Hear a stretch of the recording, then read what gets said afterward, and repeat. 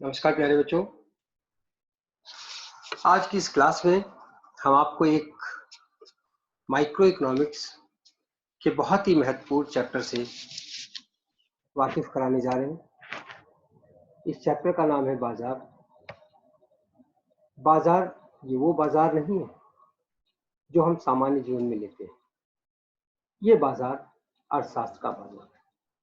प्यारे बच्चों, आज की इस क्लास में सबसे पहले हम बाजार की परिभाषा बताएंगे। बाजार की परिभाषा के बाद आपको हम बाजार के प्रकार बताएंगे, कितने प्रकार की बाजार होती है।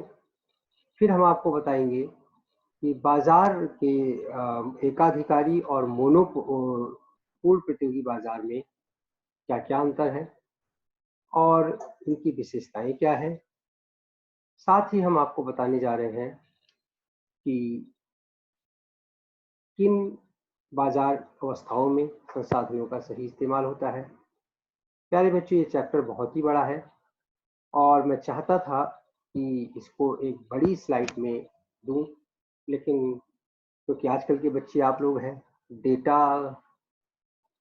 फ्रेंडली होते हैं, तो ऐसा लोगों ने मुझे सलाह दी कि मैं इसको छोटे छोटे टॉपिक्स में, सब टॉपिक्स में बांट करके कई स्लाइड्स में दूं। तो मैं कोशिश करूंगा परफेक्ट कंपटीशन का अलग हो, फर्मों का संतुलन का अलग हो, संसाधनों के अनुकूलतम प्रयोग का अलग स्लाइड आए और इसी तरह एकाधिकारी का अलग हो, पूर्व प्रतियोगिता का अलग हो, ताकि 5-5, 7-7, 10-10 मिनट की स्लाइड से आप अपना काम चला लें और जिस बच्चे को जिस चैप्टर की जरूरत हो वो बच्चा उसी चैप्टर को देखे। तो मैं पूर्व प्रतियोगिता से लेकर के और ओलिगोपोली, डिओपोली, मोनोपोलिस्टिक कंपटीशन सबके बारे में अलग अलग स्लाइड देने वाला हूँ। ये मैंने मैसेज के रूप में इस स्लाइड को आपको दिया है। तो let us start as far as market is concern.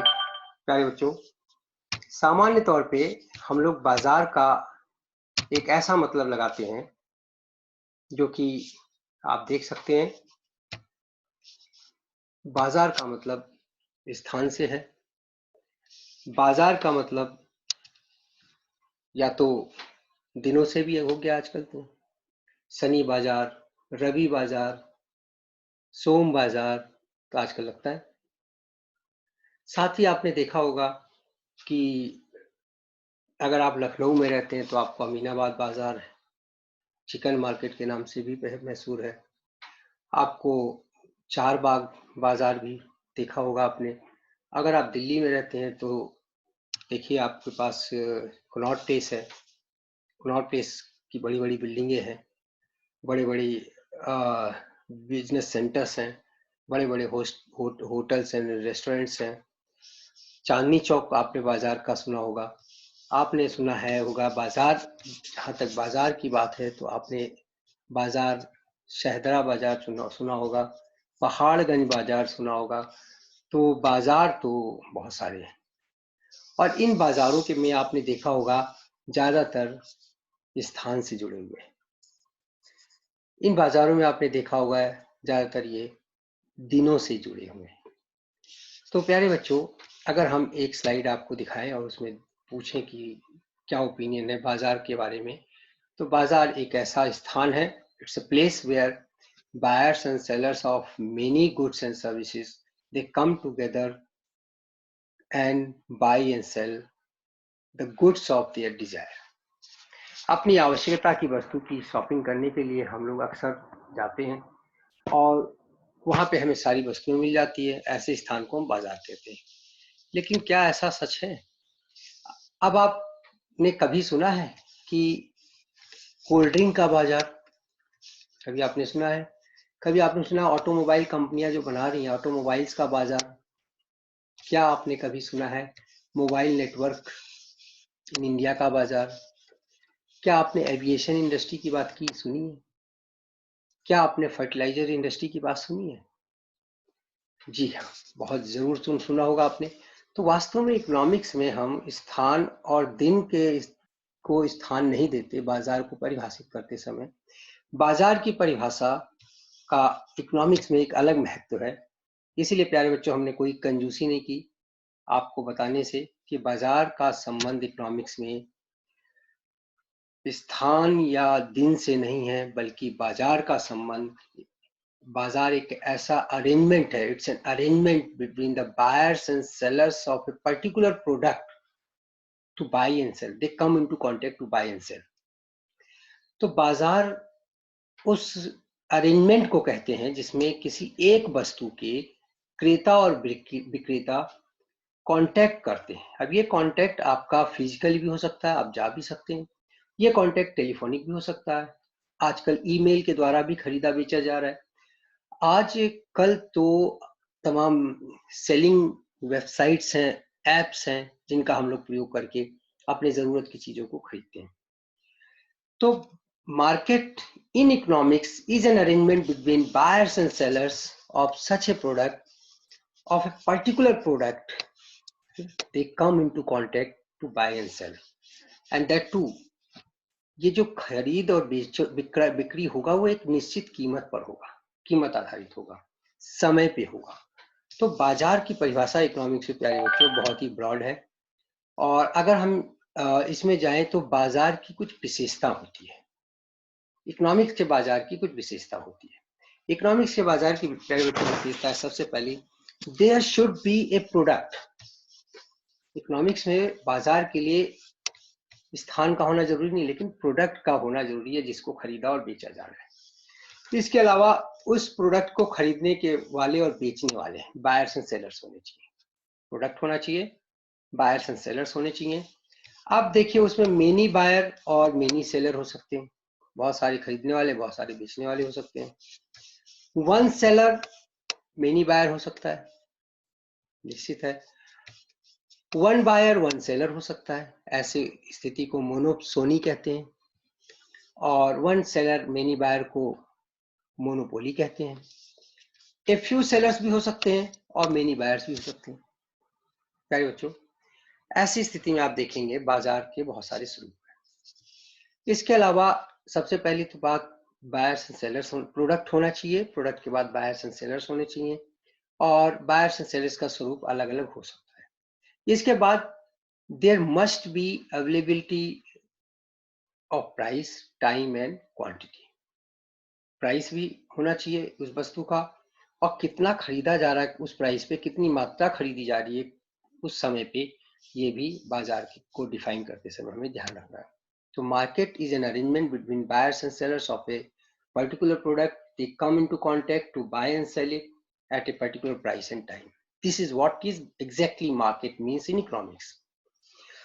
On the basis of difference in the degree of competitions, market can be divided into two categories, perfect or imperfect. Actually, economists are having different opinions about classifying the market.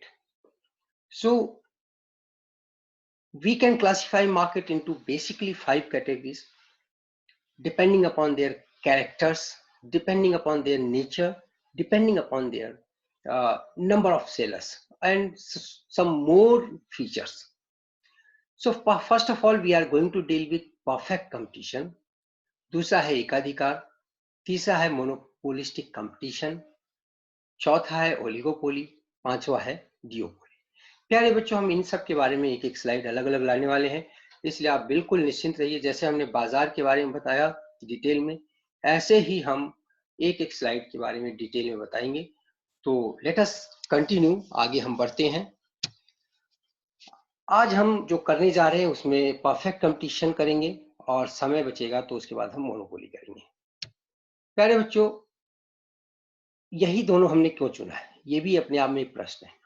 हमने बाजार की definition बड़े आराम से दी है, इसी तरह हम ये बताएंगे कि हमने इन्हीं दोनों को क्यों चुना. दोनों को हमने इसलिए चुना प्यारे बच्चों, क्योंकि ये दोनों ही रियलिस्टिक नहीं है, इमेजिनरी हैं. अब आप कहेंगे कि ये तो बेकार की चीज है सर, फिर क्यों आप ये इसे यूज कर रहे हैं. वास्तव में जब भी हम किसी सामान को हमें तौलना होता है तो हम क्या करते हैं, एक तराजू लेते हैं, तराजू में एक तरफ बट्टा रखते हैं, एक तरफ उस सामान को रखते हैं. इसी तरह से ये यार्ड स्टिक के रूप में, हम मेजरिंग रॉड के रूप में, हम परफेक्ट कंपटीशन और मोनोपोली दोनों एक्सट्रीम्स हैं. इन दोनों को हम इसलिए ले रहे हैं कि बाकी सारी जो रियल लाइफ मार्केट्स हैं वो इसके बीच में रहती है. तो जब ये आपको तराजू के दोनों पलड़ों के बारे में समझ में आ जाएगा, तो अंदर क्या है ये आप आसानी से समझ सकते हैं। अब प्रश्न ये आता है कि ये दोनों बाजारों को कैसे हम इमेजिनरी मानते हैं, क्यों इमेजिनरी मानते हैं प्यारे बच्चों। इससे पहले हम की बाकी विशेषताएं बताएं, आपको एक विशेषता बता दें, परफेक्ट कंपटीशन में एक होता होमोजीनिटी ऑफ प्रोडक्ट। वस्तु रूप रंग आकार से एक समान है, और इसका एग्जाम्पल लोग देते हैं गेहूं का, चावल का, ग्रेन्स का।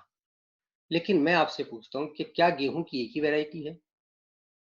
क्या सारे गेहूं एक जैसे होते हैं? अगर ऐसा होता तो आटो की कीमत एमपी के गेहूं की ज्यादा नहीं होती।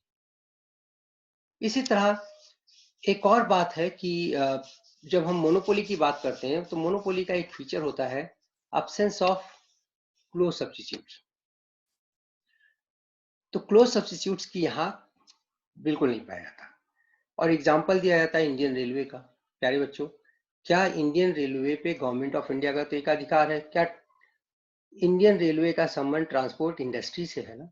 अगर ट्रांसपोर्ट इंडस्ट्री से है तो क्या ट्रांसपोर्टेशन का सब्स्टिट्यूट गुड्स अवेलेबल नहीं है?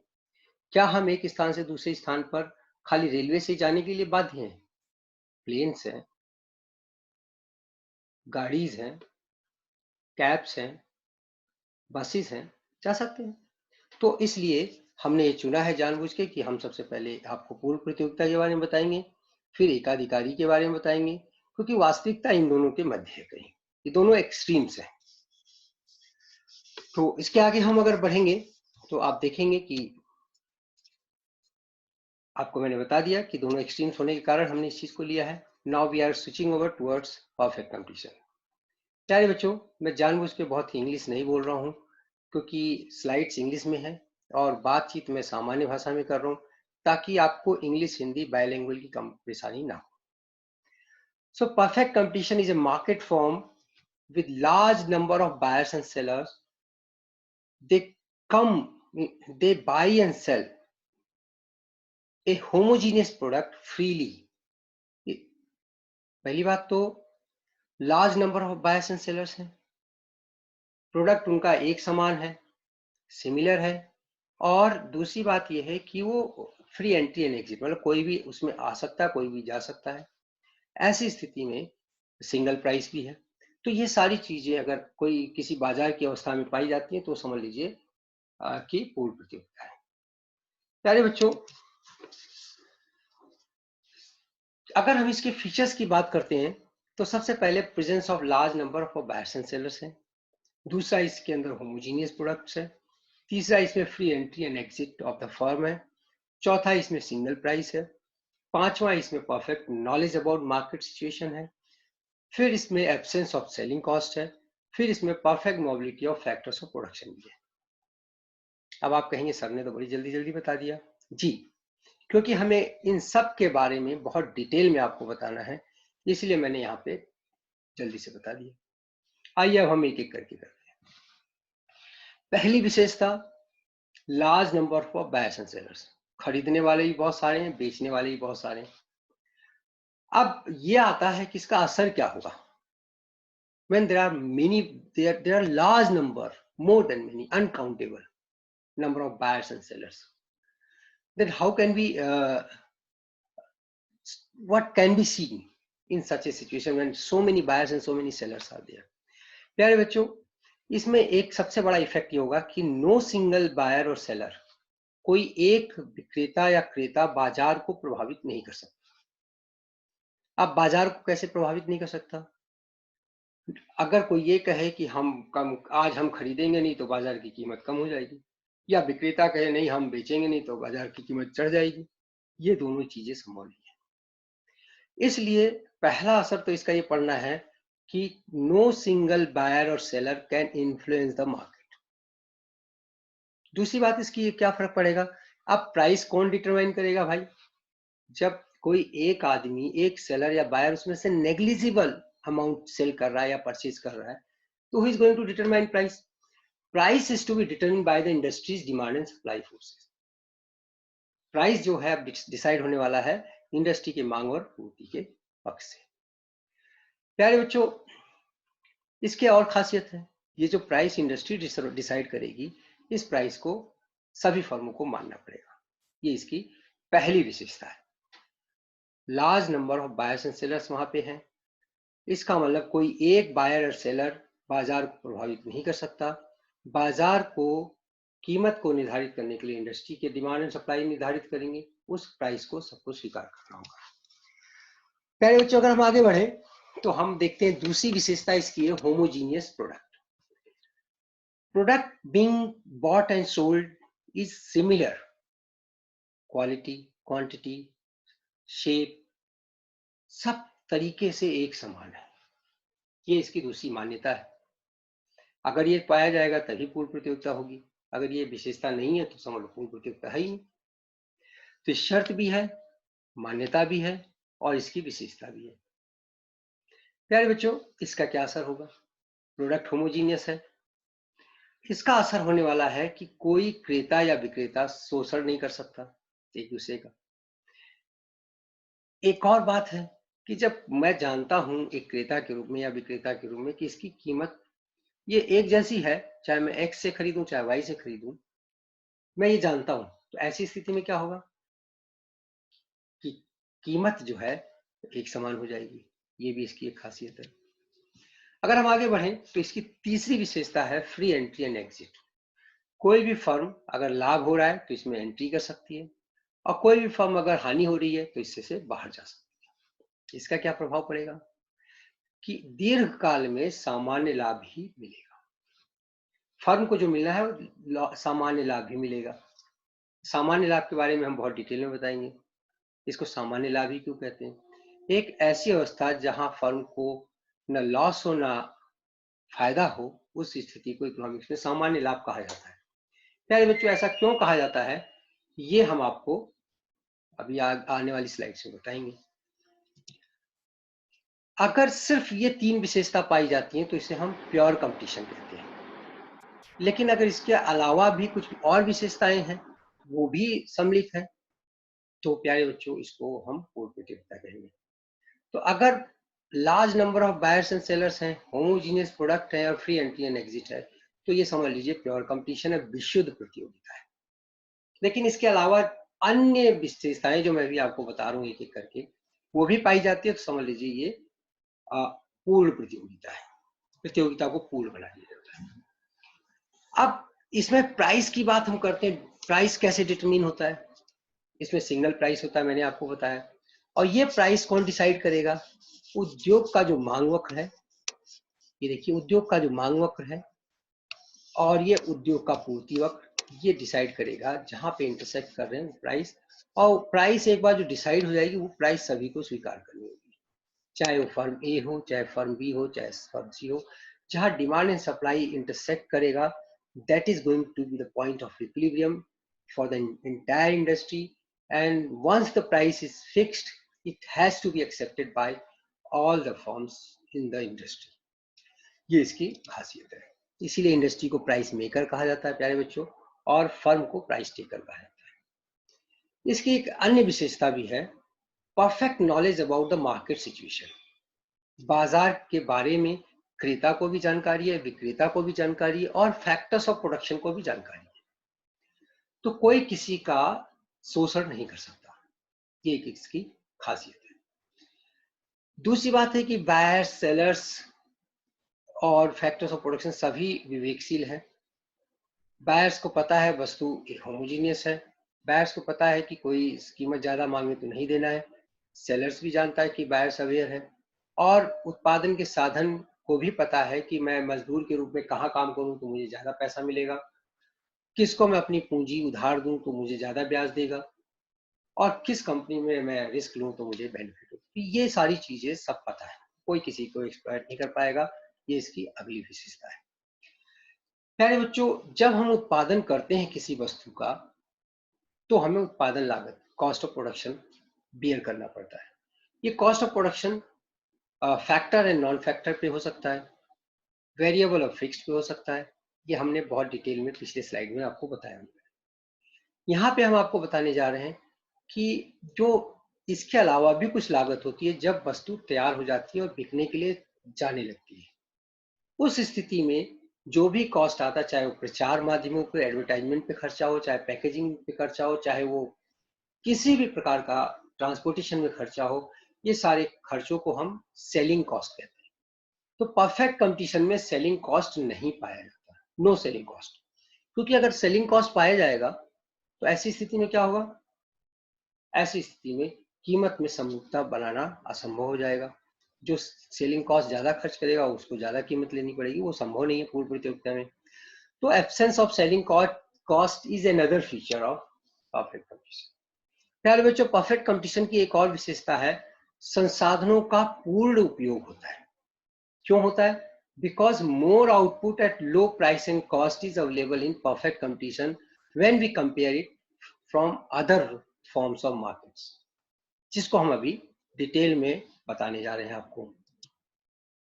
Now some important concept. अब हम आपको कुछ नए कॉन्सेप्ट इंट्रोड्यूस करेंगे जो कि आपके लिए बहुत काम आएंगे।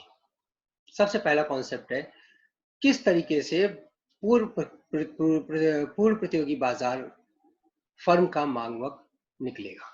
How to derive demand curve for perfectly competitive firm. दूसरी बात हम आपको बताएंगे, प्रोड्यूसर्स का इक्विलिब्रियम।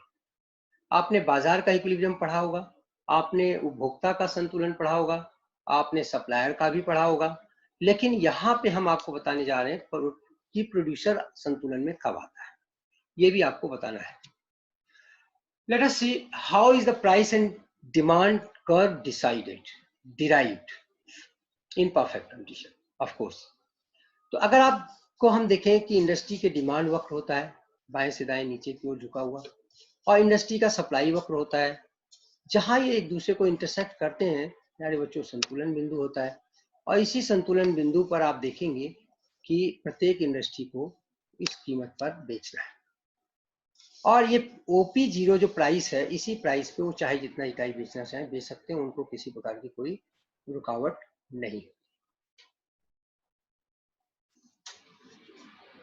ऐसी स्थिति में मांग वक्र आप देखेंगे, एक समानांतर सरल सीधी रेखा होगी जो कि पूर्णतया लोकशील होगी। प्यारे बच्चों, ये मांग वक्र जो है सभी को स्वीकार करना पड़ेगा। अगर हम आगे बढ़ें तो आप देखेंगे कि डेरिवेशन ऑफ डिमांड कर्व, इसका हम और डिटेल में डिराइव करने जा रहे हैं। ये प्राइस जो 10 रुपए डिसाइड हो जाती है, सपोज हम मान लेते हैं कि इंडस्ट्री ने 10 रुपए कीमत डिसाइड कर दिया और इस 10 रुपए पे फर्मों को अब बिक्री करनी है। ये 10 रुपए पे फर्म अगर चाहे तो उस पर कुछ भी ना बेचे, उसकी कॉस्ट कॉम्प्रोमाइज नहीं कर रही है, अलाउ नहीं कर रही है, तो वो कुछ भी नहीं बेचेगा। फर्म चाहे तो इसको अगर 1 यूनिट बेचना है 1 यूनिट बेचे, 2 बेचना है 2 बेचे, 3 बेचना है 3 बेचे, 4 बेचना है 4 बेचे। वो चाहे जितनी इकाइयां बेच सकता है, इसमें कोई रुकावट नहीं है। शर्त है कि इसी कीमत पर बेचना जो उद्योग ने डिसाइड किया है। अब ऐसी स्थिति में हम देखते हैं कि मांग वक्र, इसका मांग वक्र क्या दिखाता है, किसी वस्तु की कीमत और उसकी मांगी गई मात्रा। तो 10 रुपए कीमत पर 0 मांगा जा रहा है, 10 रुपए कीमत पर 1 मांगा जा रहा है, 10 रुपए कीमत पर 2 मांगा जा रहा है। जब इन दोनों को कंबाइन करेंगे तो एक पैरेलल लाइन हमें समानांतर सीधी रेखा एक्स एक्सिस की तरफ मिल जाएगी। TR जो होता है प्राइस इंटू क्वांटिटी होता है। अगर आप 10 को 0 से मल्टीप्लाई करेंगे 10 आएगा, 10 को 1 से मल्टीप्लाई करेंगे 20 आएगा, 10 को 3 से मल्टीप्लाई करेंगे 30 आएगा, 10 को 4 से मल्टीप्लाई करेंगे 40 आएगा। प्यारे बच्चों, इस तरीके से आपका TR आ जाएगा। AR is equal to TR by Q होता है। आप TR जो है 10 20 30 जो है उसको अगर मात्रा से, क्वांटिटी से 1 2 3 से डिवाइड करेंगे तो आपका प्राइस और AR एक जैसा आ जाएगा। MR क्या होता है, net addition in the total revenue. प्यारे बच्चों, जब पहली इकाई को आप बेचते हैं तो 10 रुपए मिलते हैं, फर्स्ट इकाई से आपको 10 रुपए मिलते हैं, तो MR 10 हो गया। दूसरी इकाई बेचते हैं तो दोनों इकाइयों से हमें 20 रुपए मिलता है, लेकिन दूसरी इकाई से कितना मिला, 10 तो पहली से मिला था, दूसरी से कितना मिला, 20 में से 10 घटाइए तो 10 आ गया यहाँ पे। इस तरीके से आप देखेंगे कि AR और MR भी वक्र को इंसाइड कर जाएंगे। अगर आप एक्स एक्सिस पे क्वांटिटी लेते हैं और वाई एक्सिस पे प्राइस लेते हैं तो एक सरल रेखा, सीधी रेखा पैरेलल टू एक्स एक्सिस मिलेगी। अगर आप एक्स एक्सिस पे क्वांटिटी लेते हैं और वाई एक्सिस पे AR वक्र लेते हैं तो जो रेखा मिलेगी वो पुरानी वाली प्राइस रेखा में मर्ज हो जाएगी। अगर आप एमआर कर्व इसी पे बनाते हैं तो एमआर कर्व भी उसी में मर्ज हो जाएगा। तो एआर, एमआर और प्राइस तीनों की तीनों वक्र जो है एक दूसरे से मर्ज हो जाएंगे और आप एक को एक सीधी सरल रेखा देंगे। इसे हम डिमांड कर्व कहते हैं। प्यारे बच्चों, अब प्रोड्यूसर्स का इक्विलिब्रियम, ये भी अपने आप में एक अलग स्लाइड लाने की जरूरत थी वैसे तो, क्योंकि इसमें मैं बहुत डिटेल में आपको कराना चाह रहा था ताकि आपको B Com, M Com, M B A, B B A सभी जगह के लिए काम आए। प्यारे बच्चों, प्रोड्यूसर्स का इक्विलिब्रियम हम वास्तव में तब मानते हैं जब उसको अधिकतम लाभ मिल रहा हो या न्यूनतम हानि हो रही हो। उसका कॉस्ट मिनिमाइज कर रहा होगा, लॉस मिनिमाइज कर रहा होगा या प्रॉफिट को मैक्सिमाइज कर रहा होगा। अब ये हम दो तरीके के इक्विलिब्रियम कंडीशन से निकाल सकते हैं। एक मेथड है टीआरटीसी मेथड, दूसरा मेथड है एमआरएमसी मेथड। आइए सबसे पहले हम टीआरटीसी मेथड को करते हैं। Total revenue stand TR and TC stand total cost. तो प्रॉफिट निकालने के लिए, प्रॉफिट फंक्शन को निकालने के लिए टीआर फंक्शन में से हम टीसी फंक्शन को माइनस कर देंगे। इस तरीके से प्रॉफिट फंक्शन निकल आएगा। सबसे पहले प्यारे बच्चों हम मैथमेटिकल कराने जा रहे हैं। हालांकि आपको लग सकता है कि थोड़ा सा ऊंचा है, लेकिन ऐसा है नहीं, ये आपके बहुत काम आएगा हायर क्लासेस में भी। हम मैक्सिमा मिनिमा टेक्निक का इस्तेमाल कर रहे हैं जो कक्षा 12 की गणित में है, मैथ्स में है। और इस मैक्सिमा मिनिमा डिफ्रेंशिएशन में से हम मैक्सिमा मिनिमा करते हैं, एप्लीकेशन ऑफ डिफ्रेंशिएशन यूज होता है मैक्सिमा मिनिमा में, वही टेक्निक हम यूज करने जा रहे हैं। तो जो प्रॉफिट फंक्शन हमने निकाला है इसको हम डिफ्रेंशिएट करेंगे विद रिस्पेक्ट टू क्वांटिटी, और फर्स्ट ऑर्डर जो है dy by dq should be equal to 0। Second order condition जो होता है, जो बच्चे मैथ्स के उनको आसानी से समझ में आ जाएगा। सेकेंड ऑर्डर कंडीशन में जब हम इसको रीडिफ्रेंशिएट करेंगे तो इसका आंसर नेगेटिव होना चाहिए। तो समझ लीजिए प्रॉफिट इज मैक्सिमम। इसका हम डायग्राम से भी दिखा सकते हैं, आप घबराइए मत, राहत रहेगी आपको, डायग्राम से भी दिखा सकते हैं। प्यारे बच्चों आप देखिए टीआर कर्व जो है वो आपका जीरो से स्टार्ट होता है, जीरो सेल पे जीरो टीआर होता है और ये 3 स्टेजेस से गुजरता हुआ कुछ इस तरीके से आकार लेते जाता है। जबकि टीसी आपका टीएफसी जीरो नहीं हो सकता, इसलिए वाई एक्सेस से स्टार्ट होता है और ये भी इस तरीके से 3 स्टेजेस से गुजरता है। आगे बढ़ने पे अब हमें क्या करना है, टीआर का स्लोप और टीसी का स्लोप निकालने के लिए हमें दो टेंजेंट लाइंस ड्रॉ करनी है। इसमें देखिए टी जो टेंजेंट लाइन है ये हमने टीसी पे ड्रॉ किया है, और टी प्राइम जो डैश जिसे कह लीजिए, प्राइम कह लीजिए, जो लाइन है टेंजेंट लाइन, ये हमने टीआर पे किया है। अब आप देखेंगे कि जिस पॉइंट पे दोनों टेंजेंट है, यानी कि दोनों टेंजेंट है, दोनों टेंजेंट लाइंस पैरेलल है, वो पॉइंट संतुलन का पॉइंट होगा, because slope of TR is shown by tt and slope of tc is shown by, and we know that slope of tr is mr and slope of tc is mc। तो आप इसको इस तरीके से भी निकाल सकते हैं। इसको हम टीआरटीसी टेक्निक कहते हैं, डायग्रामेटिकल। एक और प्रश्न होता है, अगर हम सरल शब्दों में कहें, जो commonly used, most commonly used technique है वो है एमआरएनसी विधि। एमआरएनसी विधि में हम क्या करते हैं, दो शर्तें होनी चाहिए, एक एमआरएमसी के बराबर हो और दूसरी एमसीएमआर को नीचे से काटे। प्यारे बच्चों संतुलन उपभोक्ता का तब होगा जब वो लाभ का आखिरी बूंद भी चूस लेगा, सकअप कर लेगा। अगर एमसीएमआर को दो विभिन्न बिंदुओं पर काट रही है तो कौन सा बिंदु संतुलन का होगा, ये हमें डिसाइड करना है। इसके लिए हमें क्या करना होगा, एक डायग्राम लेते हैं, सामने आपके सामने स्लाइड में डायग्राम है। यहाँ MC जो है ये MC कर्व है, आप देखेंगे ये दो पॉइंट पे A और E बिंदु पर काट रहा है। यहाँ पे MCMR के बराबर है, तो शर्त नंबर 1 पूरी होती है। लेकिन जब वो A बिंदु से विक्रेता Q0 बेचने के बजाय वो और बढ़ाता है, Q1 बढ़ाता है, तो पाता है कि प्रति इकाई उसका जो MC है, अतिरिक्त लागत, वो है Q1K और MR क्या है, Q1B।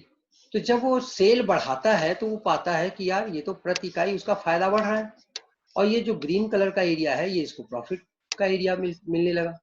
करेगा वो रुकेगा नहीं, आगे बढ़ेगा और वो Q2 उत्पादन करने लगता है। अब Q2 पे वो देखता है कि यहाँ भी कुछ गुंजाइश है, प्रॉफिट का दायरा उसका और बढ़ गया, देखिए पूरा प्रॉफिट बढ़ गया, वो यहाँ भी नहीं रुकेगा, वो और जाएगा बिंदु E की तरफ, अब वो QE बेचेगा।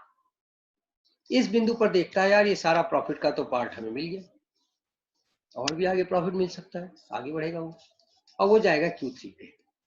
लेकिन जैसे वो Q3 पे जाता है वो देखता है यार अब तो जो हमारा Q3 FMR है, कीमत है, और Q3R जो है कॉस्ट है, MC है, एडिशनल कॉस्ट है, तो अब उसे पर यूनिट जो है RF के बराबर लॉस होने लगेगा, तो वो क्या करेगा, वापस आ जाएगा, और वो QE point will be the point of equilibrium where MC is intersecting MR from the below.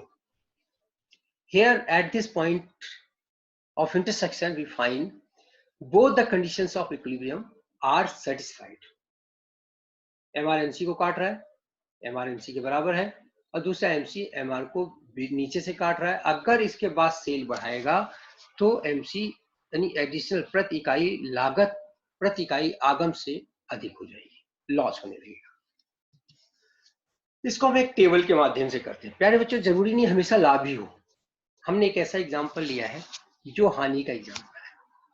हानि की स्थिति में क्या होता है आप देखिए, डिटर्मिनेशन ऑफ इक्विलिब्रियम पॉइंट हम दे रहे हैं, क्वांटिटी दी गई है 0 से लेकर 6 यूनिट तक, प्राइस देखिए इंडस्ट्री ने डिसाइड कर रखा है 7 rupees, TC laws of returns के अनुसार 3 स्टेजेस से गुजर रहा है, पहले 210 था, फिर 219 था हुआ, फिर आपका 226 हुआ, 232 हुआ, इस तरीके से।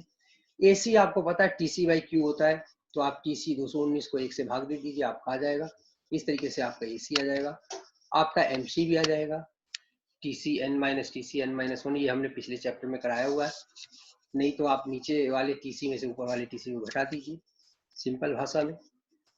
टीआर प्राइस इनटू क्वांटिटी होता है, आप देख सकते हैं 7 को 1 से मल्टीप्लाई करो, 7 को 2 से मल्टीप्लाई करो, सीधा टीआर आ जाएगा।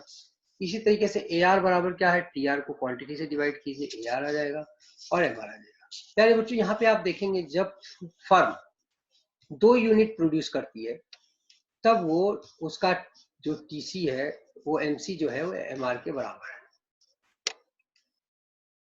लेकिन ये बराबर है 4 पे भी, जब वो 4 यूनिट प्रोड्यूस कर रही है तब भी इसका ये बराबर है। आइए देखते हैं क्या करेगा। अगर ये 2 इकाई प्रोड्यूस करती है और 7 रुपए के हिसाब से बेचती है तो इसका रिटर्न कितना है, 14 रुपए है टीआर, और लागत कितनी है इसकी, देखो 2 इकाई पे 226 है, तो 14 माइनस 226, जिसको नुकसान हो रहा है 212 रुपए का, अगर ये 2 इकाई बेचती है तो। अगर ये 4 इकाई बेचती है तो अब इसकी आगम कितनी हो गई है, 28 रुपए, और टोटल लागत कितनी है, 239 है, ये देखिए इसका। अब इसको लॉस कितना हो रहा है, 211 रुपए का, -211। अगर ये 6 इकाई बेचे कि भाई नहीं हम ज्यादा बेच करके संतुलन बना लेंगे, अपना फायदा बना लेंगे, देखिए क्या होता है, लाभ हानि को कवर कर लेंगे। अगर 6 इकाई बेचता है तो इसको 42 रुपए मिलते हैं, लेकिन लागत इसकी आती है 256 रुपए, अब इसका हानि जो है बढ़ गई। तो अगर एमआरएमसी को 2 बिंदुओं पे काट रहा है तो राइट मोस्ट पॉइंट पे ही उत्पादक को रुक जाना चाहिए, नहीं तो उससे उसकी हानि बढ़ेगी, निश्चित है ये। So if at the point of equilibrium TR is more than TC, वो स्थिति एबनॉर्मल प्रॉफिट की कहलाएगी। TR is equal to TC, वो स्थिति नॉर्मल प्रॉफिट की कहलाएगी, और TR is less than TC, तब तो लाभ की बजाय हानि होनी ही होनी है। प्यारे बच्चों, जिस पॉइंट पे TR TC के बराबर होता है, यानी कुल आगम कुल लागत के जिस बिंदु पर बराबर है, उसको हम नॉर्मल प्रॉफिट का बिंदु कहते हैं, सामान्य लाभ का बिंदु कहते हैं। ऐसा क्यों? ऐसा इसलिए क्योंकि जो हर लागत है ना, जो टीसी है, इस टीसी में हम total explicit cost and total implicit cost दोनों को जोड़ते हैं, मतलब इसमें एक्सप्लिसिट कॉस्ट भी जुड़ा है और इम्प्लिसिट कॉस्ट भी जुड़ा है, इसलिए इसको हम एक ही मानते हैं। मतलब अब टोटल इम्प्लिसिट कॉस्ट क्या है, एक्सप्लिसिट कॉस्ट तो वो है जो उसने दूसरे उत्पादन के साधनों और गैर साधनों को भी भुगतान कर दिया, लेकिन मालिक के अपने रिसोर्सेज का जो मिनिमम एक्सपेक्टेड रिटर्न है वो इम्प्लिसिट कॉस्ट या वास्तविक लागत के रूप में हम ऐड कर लेते हैं। तो इसलिए जब हमारा टीसी टीआर के बराबर होता है तो हमें सामान्य लाभ मिलता है, हानि नहीं होती। हानि तब होगी जब टीआर टीसी से कम हो जाएगा। प्यारे बच्चों, प्राइस एंड आउटपुट्स कैसे डिटरमाइन किया जाता है? ये डिपेंड करेगा शॉर्ट रन और लॉन्ग रन के अनुसार। परफेक्ट कंपटीशन में प्राइस एंड आउटपुट का डिटर्मिनेशन कैसे होता है, ये डिपेंड करेगा कि शॉर्ट रन में उसको अब नॉर्मल प्रॉफिट मिल सकता है, नॉर्मल प्रॉफिट मिल सकता है, या इसे हानि हो सकती है। अब ये किस पे डिपेंड करेगा? कीमत तो निश्चित है, एआर और एमआर भी निश्चित है, तो चाहे जितना बेच सकता है। तो डिपेंड करेगा ये उसकी लागत एमसी और एसी पे डिपेंड करेगा कि वो कितना बेचेगा और उसको कितना प्रॉफिट या लॉस होगा। अल्पकाल में उसको तीनों ही चीज हो सकती है, असामान्य लाभ भी हो सकता है, हानि भी हो सकती है और सामान्य लाभ भी हो सकता है। डायग्राम में आपके सामने है, इंडस्ट्री ने डिमांड एंड सप्लाई के थ्रू कीमत को निर्धारित किया और इस कीमत पे एआर एमआर सबका तीनों तरीके की फर्मों का बराबर है। लेकिन आप देखेंगे फर्म ए का लागत अच्छा है, एफिशिएंट फर्म है, कम लागत है, वक्र उसका प्राइस के नीचे है। दूसरी फर्म है जिसका एसीएमसी का प्राइस के ऊपर है, टच कर रहा है, टेंजेंट है। तीसरा है, आप देखेंगे एसी वक्र उसका प्राइस से ऊपर हो गया है। तो जब हम संतुलन की बात करते हैं, एमसीएमआर को नीचे से काट रहा है, तो आप देखिए E1 संतुलन है फर्म एक का, E2 संतुलन बिंदु है फर्म बी का और E3 संतुलन बिंदु है फर्म सी का। अब जब हम परपेंडिकुलर ई बिंदु इक्विलिब्रियम बिंदु से डालते हैं तो हम पाते हैं कि ये हरा वाला पार्ट फर्म को प्रॉफिट मिल रहा है, दूसरे फर्म को कोई प्रॉफिट नहीं मिल रहा है क्योंकि उसकी प्राइस और औसत लागत दोनों बराबर है इस पॉइंट पे। और यहाँ पे हम देखते हैं कि उसका औसत लागत बढ़ गया है, तो ये लाल वाला पार्ट इस फर्म का हानि है। फर्म को लाभ भी मिल सकता है, हानि भी मिल सकती है और सामान्य लाभ भी मिल सकता है। ये डिपेंड करेगा उसकी वास्तव में लागत का ढांचा कैसा है।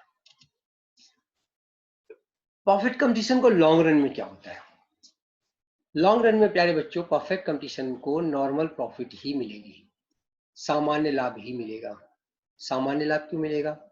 क्योंकि अगर अल्पकाल में हानि हो रही है मार्जिनल फर्म को, तो फर्में उत्पादन को छोड़ के चली जाएंगी, सप्लाई बाजार की कम हो जाएगी, उद्योग की सप्लाई कम होने से कीमत बढ़ेगी, लाभ बढ़ेगा और अल्टीमेटली प्रॉफिट होने लगेगा। अगर सीमांत फर्म को लाभ हो रहा है शुरू में शॉर्ट रन में, तो नई फर्में आ जाएंगी, सप्लाई बढ़ जाएगी, संतुलित कीमत डाउन होने लगेगी, लाभ का मार्जिन भी कम होगा और ये तब तक कम होगा जब तक सामान्य लाभ न मिले। प्यारे बच्चों, सीमांत फर्म क्या है? उस फर्म को हम सीमांत फर्म कहते हैं जिसका लागत का ढांचा सबसे ऊपर है। पिछले एग्जाम्पल में फर्म सी का लागत का ढांचा सबसे ऊपर था, इसलिए हम उसको सीमांत फर्म कहते हैं। आगे हम बढ़े तो ऐसी स्थिति में देखिए, ये आपका लॉन्ग रन एसी कर्व है और ये लॉन्ग रन एमसी कर्व है, ये संतुलन बिंदु है और फर्म को संतुलन बिंदु पे प्राइस और एवरेज कॉस्ट दोनों बराबर है, इसलिए इसको सामान्य लाभ। आज के लिए प्यारे बच्चों हम इतना ही। अगली स्लाइड में मेरी आपको मोनोपोली आएगा, मोनोपोली के साथ हम बताएंगे मोनोपोली और पूर्ण प्रतियोगिता में क्या अंतर है, बहुत डिटेल में, बहुत विस्तार में, जरूर देखिए। धन्यवाद।